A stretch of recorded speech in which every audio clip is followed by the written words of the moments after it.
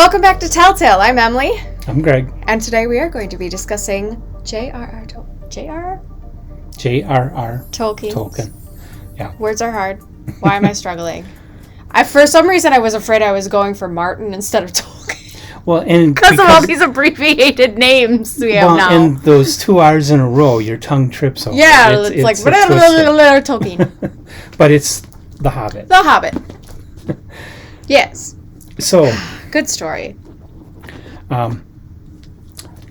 Full disclosure, I just did a reread of this and a buddy read with Samantha from At Bound at Tagged, which is what prompted the video. Yes. But we've both read it. Yes. So. Oh, I studied it. We're gonna straight up studied it. Okay, so you're gonna do the talking. I actually took a history of Middle Earth class in college, and of course, The Hobbit was on the agenda. Mm-hmm. We went through the Silmarillion, Lord of the Rings, Hobbit, and Lord of the Rings, all in order. And really, it was the best for fun class I ever took. Though the map quizzes and the Elven family tree quizzes were a pain in the ass. There's like 80 million different maps of Middle Earth because it keeps changing. Oh, no. So it was one of those things, but I really enjoyed The Hobbit. That was actually my second time ever reading The Hobbit was in college for that class. Okay. The first time, I shouldn't even say, it was read to me. My parents read to me a lot as a kid. So The Hobbit was one of those things that it was read to me. And then, of course, I had seen the animated 1970s version of The Hobbit that I think most people are aware of. Mm-hmm. So it's a beloved story in my family. And I really enjoyed it, so. Yeah, and absolute this classic. Dates from 1937, I believe. Mm-hmm. It is the first Middle-earth book that Tolkien wrote and published. And I'm not certain, I haven't read anything saying that he had anything of Lord of the Rings in mind when he wrote this one. No, The Hobbit was actually supposed to be a standalone piece. It was a children's story that he had kind of developed for the kiddos and published it. And originally, Lord of the Rings was supposed to be its own entity, but his publisher came back and said, oh, but we want more of Bilbo and his friends. So he took Lord of the Rings and adapted it and added some things to try and integrate the Anglo-Saxon myth he was trying to go for. Originally, I think he had actually proposed the Silmarillion to kind of be the backstory, not necessarily Lord of the Rings itself, but that whole mythos started with the Silmarillion. They're like, no, we want Bilbo and his friends. So he put Silmarillion on the back burner and then wrote Lord of the Rings for his publisher's sake, and it ended up becoming a classic, instant classic. Yeah. So The Hobbit was originally not supposed to be part of a series. It was supposed to be a standalone, and in fact, that is why The Hobbit ends the way it does, and you find out the way The Hobbit ends is a lie once you get into Lord of the Rings, The Fellowship of the Ring. Because the way this ends is not the way the Fellowship of the Ring begins, and that's kind of how this whole the Ring of Power thing starts, is that Bilbo had been hiding it, and so, but at the end of this book, spoiler alert, he claims he gets rid of it. Yeah, and one thing that really tips you off when you're reading it is the fact that Bilbo's putting this Ring of Power on and off the whole book, and the little magic nothing ring appears, Yeah. In the Lord of the Rings, this ring instantly wakes up Sauron, and all the ring wraiths go out looking for it and stuff. In this book, there's no clue that there's anything like that. No. It's just a ring of invisibility as far as a magic ring. In this one. Yeah, and he just happens to get it for winning a riddle. Yeah. From Gollum. Which he actually didn't win it. Of course, yeah. So he is actually given. It is actually given to him by Gollum too. That's the whole thing that's interesting about this book, is it's actually given to him because he did win the riddle. Yeah. So that's kind of where the lies start. So, the other thing with this book is that it's always called a children's book. And I can see it's not as dark and intense as Lord of the Rings, but if you compare it to Wizard of Oz, Alice in Wonderland, Princess White Flame, this is a much more sophisticated book. Yeah. I'm sure that probably, what would you say, 10 and up, maybe as far back as 8, could handle reading it. Yeah, it's pretty intense, and it can be kind of scary. It depends on the sensitivity of the child, but I'd say probably 10 and up is pretty appropriate. Yeah. Well, not so much for sensitivity to the subject, but just for the way he writes. Yeah. It's not as simplistic as, like, Wizard of Oz. Mm-hmm. It's a much deeper, much more fully written story. The characters are deeper, the settings are deeper, the creatures are deeper. Everything is just so much more and bigger than what you would get from a typical children's book. Yeah, and I think too, like, it's surprisingly violent. I mean, so is the Wizard of Oz technically. Yeah, but when you go through the rest of the books, none of the good guys die. That's true. It is all bad guys, people you already love to hate. It's all goblins and spiders that get killed. Yep. Yep. Though the spiders, I know from the original, I saw the original animated movie first. It was on television, I believe. Yeah, it was a TV release. And the spiders were the really scary part because they're huge. Yeah, they're huge. And I loved in the animated movie how when something dies, it goes in like the psychedelic colors and spins away. Like, it's just like, oh, they died, but you know they died, but it doesn't show any violence. It's just that indicator that they died. It was interesting. I always loved that. Yeah. I envisioned that a lot when I was reading this because I had more exposure from that as a kid because I'd seen that TV release movie hundreds of times, I'm sure, as a kid, a bunch of times. We rented it from the library a lot. But yeah. So this is definitely more of a difficult read than what you would get from, say, Alice in Wonderland. Yes. And you would want to make sure that a child is ready for that level of language and writing sophistication. Yep. But it's pretty tame, I think, and there's no sex. Yeah. No, nobody reproduces in this book. Yeah. Matter of fact, there's no sex, drugs, and rock and roll. Really, there aren't any women in this book. No, it's it's all men. It's an all male cast. Yes, it is. So it's pretty tame as far as adult themes would go, and so in that way, kids can certainly handle it. There's nothing to worry about. Yep. And just the whole concept of Middle Earth, and that idea that he didn't conceive of it all before writing the first book, and yet, like you say, there are things that you can see where he wrote things later and conceived of things later, but I think he did a really amazing job of pulling all of Middle Earth together into his whole mythology. Yes, I feel like he really did well, despite kind of being pressured in that direction. I think he was just such a good storyteller, he could just weave it all together as he wanted. One of the things I also really like about The Hobbit is that you get a portrayal of the unreliable narrator.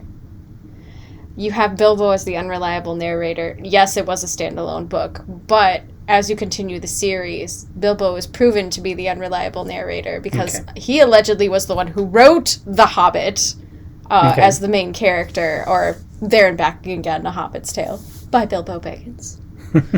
And so he's portrayed as this unreliable narrator throughout the rest of the series. So when you read it as a whole, I love that he's the unreliable narrator. But if you just read The Hobbit, he's just the author.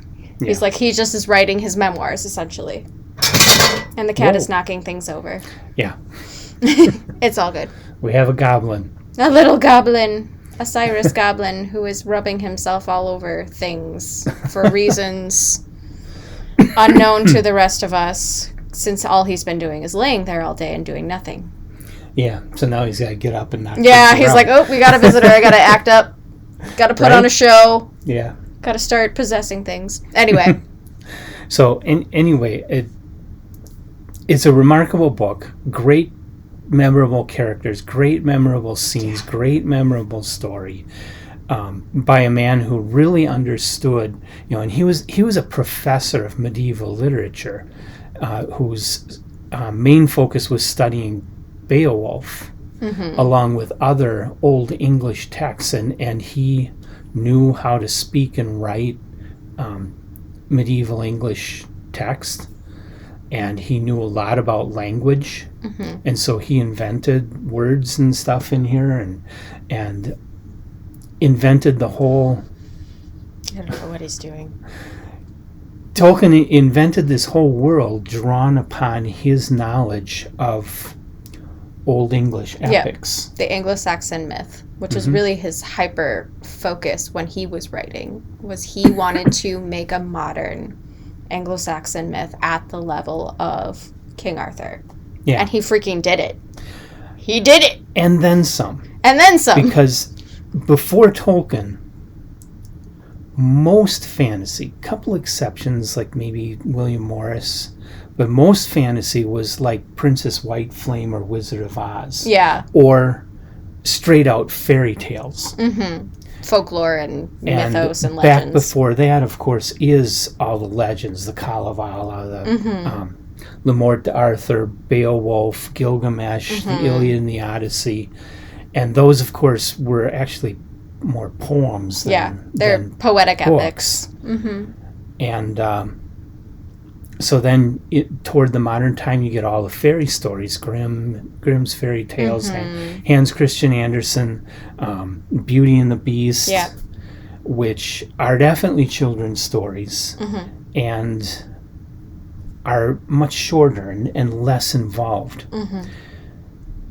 So before Tolkien, you really don't have anybody writing this grand epic fantasy mythology into a modern novel with all the characters and situations. Yeah, not to the level that he took it, no. So everything since then, your Brandon Sanderson books, your Robert Jordan, your Sword of Shannara, every fantasy RGB you've ever played is really rooted in the mythos that Tolkien started. Right. Because even like Lovecraft and Robert E. Howard were before Tolkien in the 1920s, but theirs didn't really hang together. No, they didn't take off right away either. They took some time. They're having a resurgence now. Whereas Tolkien has kind of, since he's written it, it's been a bestseller. Yeah. Forever. Like, there is no resurgence. Well, I mean, there was a resurgence with the movie. I don't know. Well, there was, I don't know that you would call it a resurgence, but the huge popularity of Middle-earth started in the late 1960s when Ballantine Books, under the direction of Lynn Carter, did a whole series of adult fantasy novels and brought all this stuff back into print. All the Tolkien books, the Gormenghast trilogy, the one by E.R. Edison, as well as a lot of other early fantasy books. And they brought them into print in paperbacks in the 1960s. And of course, those were a big hit with the counterculture of the late 60s. Yes. And that really took off. And that led to, in the 1970s, a whole series of calendars illustrated by the brothers Hildebrand, which just sold big. And so from that, Ralph Bakshi made his Lord of the Rings, and The Hobbit was adapted by somebody else for television, and it just kind of kept the ball rolling. And it did kind of cool down for a while until the Peter Jackson movies coming back. And that's, of course, where our resurgence really came from as well. Like, my generation. That was my generation who was like, oh, Lord of the Rings, and everybody's dad was like, yeah, you've never read it? Oh my gosh, how have I failed you as a father? Or whatever. And just threw books at them, and then it became a whole other thing. Which I think is interesting, how we have this, almost the reverse, where now the movies are encouraging people to actually read the original. Yeah. Where it used to be like, usually the original inspired the movie, and yes, that still happened, but it's kind of working backwards in our in my generation, which I is think interesting. that always has been the case. There are a lot of books that were popular, but they got a boost when they were made into movies, like when Hitchcock made Rebecca. That did a lot of help to boost that book for Daphne du Maurier and make it the classic that it is. And a lot of other books that would have probably stayed in obscurity, like the Conan novels. The Conan novels were popular, but mainly with the science fiction fantasy culture, which was kind of a special group back in the 1970s. It wasn't until, was it 81 or 82, that the Schwarzenegger Dino De Laurentiis Conan movie was released that boosted Conan off the charts. Yeah. And so the movies have given people interest then in the books. A certain percentage of those people that love the movie sought out the books and read them. Or already knew of the books and went to see the movie. Like, it's just so interesting how the dynamic is so diverse. And you had that same thing happen with Harry Potter. Oh, yeah. Yes, there were lots and lots of people who read the books, but there were a lot more people that came to Harry Potter after the first movie was released, and they went and bought the books. Yep. And honestly, the books are still better. The books for Harry Potter, the book for The Hobbit was way better. There are a lot of things about the Hobbit movie I didn't like because it wasn't true to the story, but artistic license happens no matter what. I really like the Hobbit movies. Yeah, I liked it. A lot of people have run them down, but no, I feel they were I'm not going to run them down because I enjoyed them as a work, understanding that someone was allowed to take artistic license and given permission to do so. That's fine. And that made it a different enough story that people were interested in seeing the movie, even if they had read the book, to see what the difference is. Yeah. And vice versa. Right. But I definitely prefer the book better. I do too. And there are a couple cases where I like book and movie the same, like with The Shining, and recently I read Jaws. They're just different. One's not necessarily better than, the book isn't necessarily better than the movie. They exist kind of separately as two different entities, and they're both, in both of those cases, both book and movie are incredible. Yeah. So it would be a shame to turn your back on one of them just because it's not exactly the same as the other. Yes, and I think it's very close-minded of people to understand that sometimes, again, like we've always talked about, there are some things that do not translate well to visual media. But honestly, I feel like The Hobbit has a lot of action that does translate well. Oh yeah, and it was all included in the film that Peter Jackson came up with. There were only additions, is really how I felt about it. Or things that were tweaked to, who doesn't want to incorporate a little love story? Yeah. Everybody dies at the end. Spoiler alert. And the only problem with seeing a movie and then reading a book is the fact that the movie gives all the visuals to you. So you don't have your imagination part of it. If you just read the book, you visualize all those scenes. And that's a big part of why people that read the book first won't like the movie, is that it's not matching what they saw in their head. Yes. But it never can, because the movie maker can't possibly get into their head. Yes. And it's so unique. And there's other, there's budgets and things that they have to cater to in a film that it's just not practical. But yeah. But I love books for that fact that you do get to see it for in your own way and how you want to imagine. I love staring at dead trees and hallucinating for hours. As the meme goes. Only if they're full of giant spiders. Yes. I do love those sequences with the goblins and the fighting the spawn of Ungoliant. But I think one of the things too that I really appreciate about Tolkien is he was also a poet, and he does incorporate poetry well into his stories. He's got a lot of songs. He's got a lot of songs, and so, and which seems right. One for the guy who really loves epic poems and Anglo-Saxon, literature and history, but also it seems right for the culture of the dwarves. Okay. And how he kind of portrays them. It just seems like they have this oral history. They focus on this oral history because they're not supposed to be like the most scholarly or educated from the way they're portrayed in the books. They're still like gruff and playful. Kind of like hobbits are just playful, but a little less gruff than the dwarves. But then you have the elves who are really scholarly and have like libraries and written history. It just feels right that these songs and poems exist because of the focus on the oral history of the dwarves, which is something I think not a lot of people are talk about because I think it's so cool that he's taking all these different cultural influences from our real world. Because we did have, like, let's say, the Norse or Vikings or whatever you want to call them. Our culture calls them many things, but the Norse had a very oral history. They didn't do a lot of written documentation. But then you have Eastern culture, like the Japanese and Chinese, who did a lot of writing, or Egyptians who did a lot of writing, and were very like physical literature based and less oral history.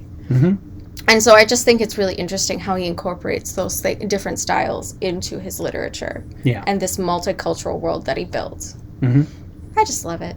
It's so cool. Plus, I'm a sucker for poetry. So I guess the summation of this book is that it's foundational. Yes. It's a masterpiece. It's what happens when a professor who spent his entire life at Oxford, right? Yep. Yeah, Oxford. Maybe some of Cambridge. Yeah, I think, wasn't C.S. Lewis Cambridge? Maybe he was. I can't remember. Sometimes they were buddies, so like they blur in my head. They That's used why to I get it mixed up with I know. And they used schools to they went to. I know. It's so easy. But still, this is what happens when you get an Oxford educated professor of ancient medieval English literature trying to recreate it for the modern world. He comes up with something that nobody had ever done, and nobody has ever quite matched it since. So this is just... It feels so ancient. Like, he builds this to feel so ancient and yet so relevant for his time and all the time thereafter. Yeah. It is such a classic good versus evil, but he takes it to that next level of making it feel like this was a real world in ancient times that existed or exists in an alternate universe. Like, there's nothing implausible about this book. Yeah. We've read a lot of books that are just fun books or have cool ideas or have some interesting philosophy like H.G. Wells. But if there's any one series of books that I would have to say is important, yes, yet at the same time total fun, I would have to say it's this and The Lord of the Rings.